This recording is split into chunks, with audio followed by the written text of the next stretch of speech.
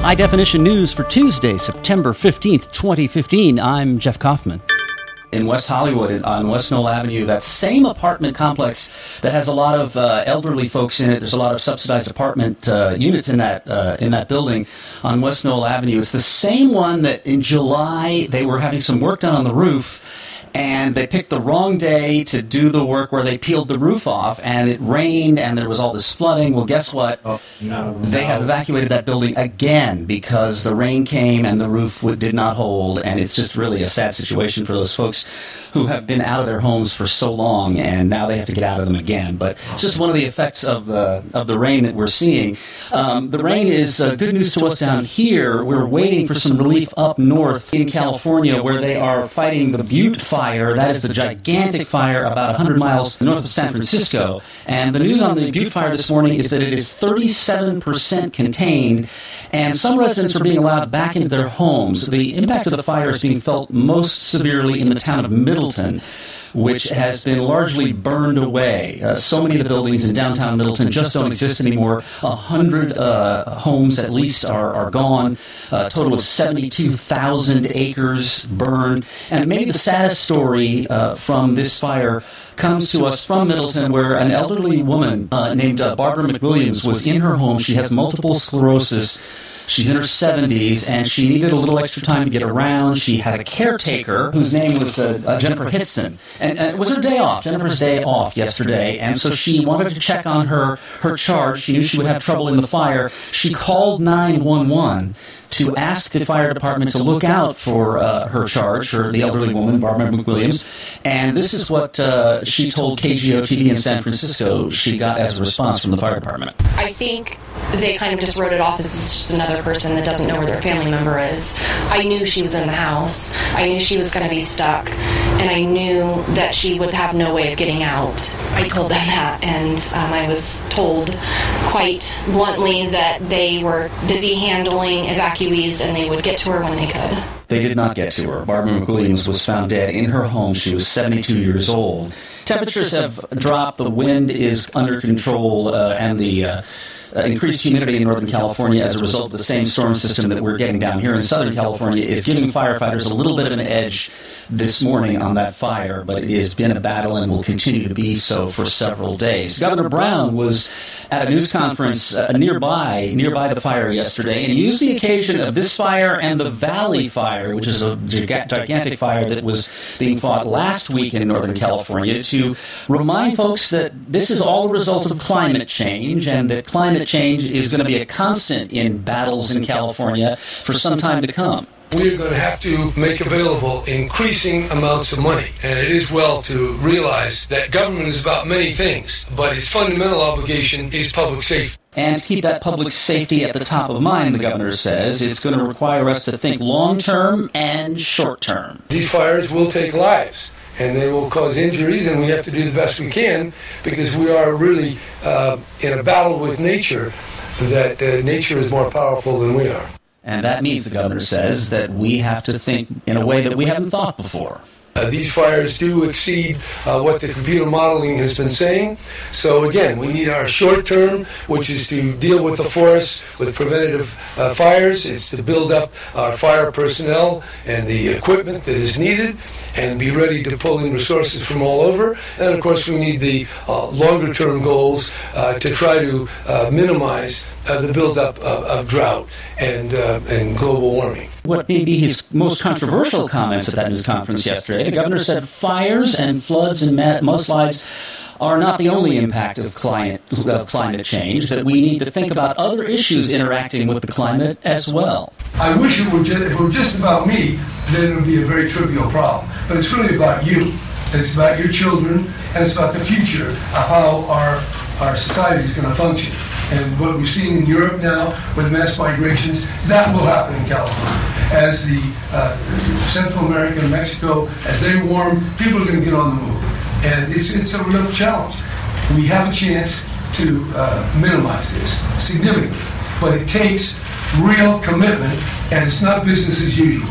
And there are a lot of companies and people and ideas that say, well, this can't be. We don't believe it. Well, I think the science indicates what we have to do, and as far as I'm around, I'm going to keep pushing it. But maybe the strangest response to global climate change comes to us in a report from Switzerland, from the Alps, where if you fly over the Rhone Glacier, which is a tourist attraction because there's an ice cave that appears every spring that people like to walk down and visit, if you fly over that glacier right now, you will see that it is covered by hundreds and hundreds of blankets, white blankets, that people near the town of Gelch have put over the glacier in an effort to keep it from melting. David Volker is a glaciologist. There's a job title you didn't know existed. 3 weeks ago, the glacier was here at this stone, and in the last 3 weeks, the glaciers melt back 6 meters, and this is extreme. And that's why they've covered it with blankets. But they don't know if the blankets will keep the glacier from melting enough to preserve the tourist attraction. Since 8 years, the region here in the ice cave have been covered with this blanket, and this blanket reduces the ice melting in the summer between 50 to 70%. They think that perhaps by the end of the century, there may be only 10% of the Rhone Glacier left standing, or sitting. I guess glaciers sit, they don't stand.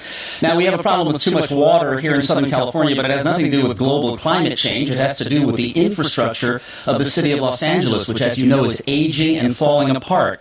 The latest water main to break is an 8-inch pipe in the valley at Woodman and Moore Park. And if you walk by there or drove by there yesterday or today, this is what it sounds like.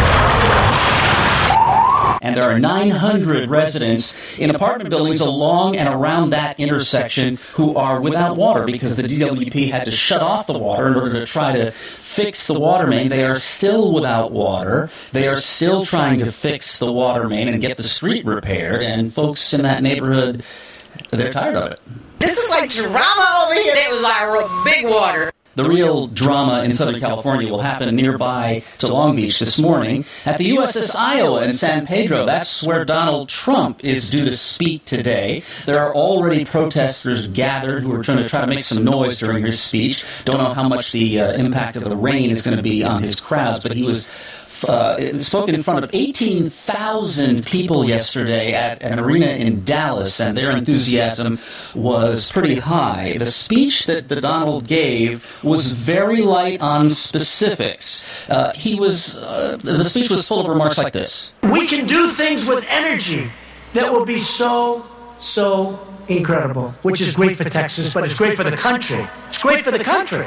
Very long on big ideas, very short on specifics in policy details. But he continued to attack his Republican opponents. I like Carly, and I like Ben, and I like many of the people that I'm running against. I mean, many of these people are terrific people. But nobody's going to be able to do the job that I'm going to do. Nobody. And despite his remarks about women that have gotten him into trouble over the past few months, Donald Trump says, I'm surging with women. I have such respect for women. We're going to have so many victories that at some point they're just going to be coming out of your ears. So I have to be careful what I say about coming out of somebody's ear. Have to be careful. Has to be careful, and he also returned to the theme that gets him the most applause at any appearance that he makes. We have to stop illegal immigration. We have to do it. We have to do it. The line on undocumented immigrants is the same as it was the day Trump announced for the presidency back in June. And just like back then, it contained no policy details. Have to do it. The line gets Trump's longest cheer of the evening.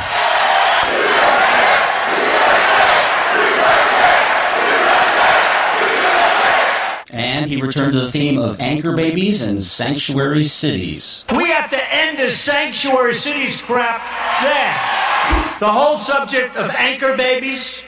We didn't say that somebody could be pregnant for 9 months, come across the border, have a baby, and now it's ours, and we have to take care of the baby. 18,000 people in Dallas yesterday at that arena. I'm not sure that it would pass a test on diversity, the crowd, but it was a big crowd, and they were loud.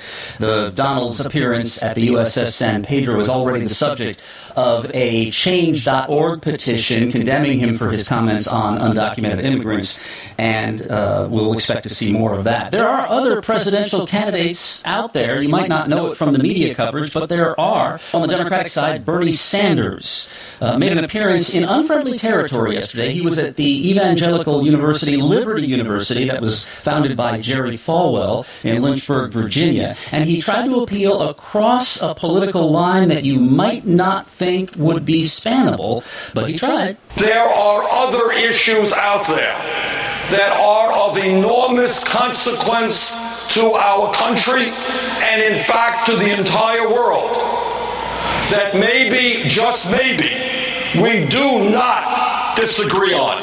Other issues besides gay civil rights and abortion, and issues that evangelical Christians and conservative Christians are very vocal about. The university crowd at Liberty University gave him polite applause, but I'm not sure any minds were changed. Pope Francis is in the United States at the end of the week, and the folks in New York are anxiously awaiting his appearance. He meets with President Obama at the White House. He makes an address to Congress over the weekend, and New York City Police Commissioner William Bratton says this is a tough assignment. This event is going to be the largest security challenge that the department and the city have ever faced. Part of what makes it challenging is that this Pope likes to ride around in an open car, the open Pope-mobile, and he likes to hop out of the car and walk over to the crowd without telling his security detail in advance so that he can interact with people. That is a security nightmare. This Pope has made it quite clear as he's traveled around the world that that's not what he does. For those of us wearing the security hats, it's always a concern. He answers to a higher authority. New York City Mayor Bill de Blasio. He wrote the songs that you love to tune away from on the radio in the 1980s. Well, I tuned away from them anyway. Heard it from a friend who, heard it from a friend who, heard it from another, you've been messing around.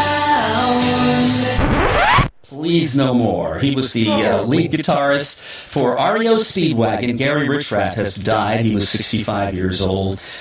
Take It on the Run, Keep on Loving You, Can't Fight This Feeling. They sold 10 million copies of their 1980 album High Infidelity. They were huge on the radio in the 1980s, and you can still hear them on oldie stations. And I still tune away every time I hear an REO Speedwagon song.